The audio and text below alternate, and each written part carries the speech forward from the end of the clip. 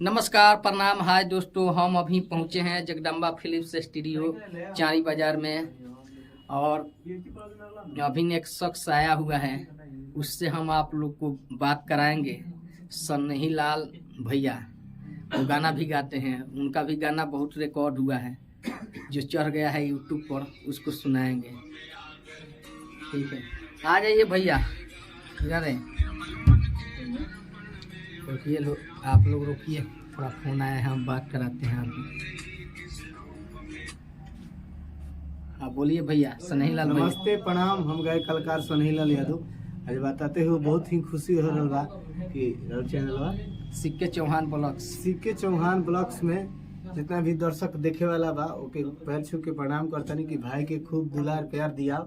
हमरो एगो चैनल बा सनही लाल हिट्स यूट्यूब चैनल, तो वह सबसे हम विनती करब कि दोनों भाई के प्यार दुलार दी। बहुत सुंदर सुंदर गाना आवता, भाई के भी हमरो आवता, और वह सब इंस्टा पर रील उल बनाई और ऐसा ही आशीर्वाद प्यार दी।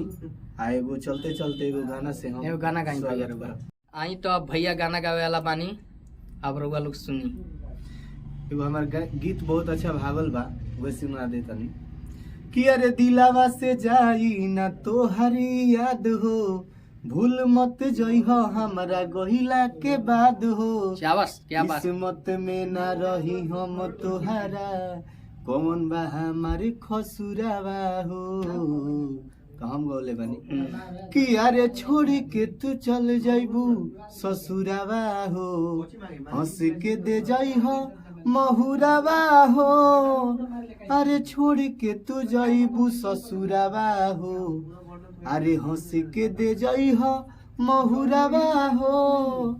शाबाश ब्यास जी, मजा आ गया। और अंतरा सुना दीजिए ब्यास जी, मजा आ जाएगा। अंतरा याद नहीं याद करा देंगे अभी। अब एकरा के यूट्यूब पर जाके भैया अंतरा गा के सुनाओ तनी। पहिल का अंतरा बा कि तोहरे ही रही हम तोहरे ही रहब, भले कलेस हम ससुरा में सहब। तो लइकवा कहता कि करबू रंगीन रात सैया संगे सोके, कैसे काटब रात हम रो रो के।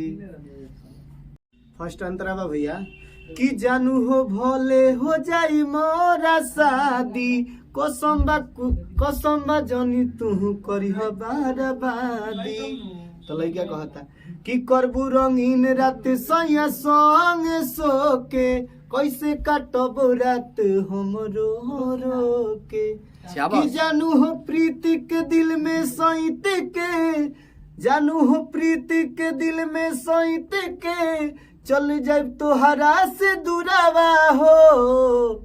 अरे छोड़ के तू जाइबू ससुरावा हो, हंस के दे जाइहो महुरावा हो। छोड़ के तू जाइबू ससुरावा हो, हंस के दे जाइहो महुरावा हो। अच्छा लागल ओके, तब ए ब्लॉग के थोड़ा शेयर कर लो। भाई दोनों भाई के प्यार दुलार ऐसे ही बनैले रही।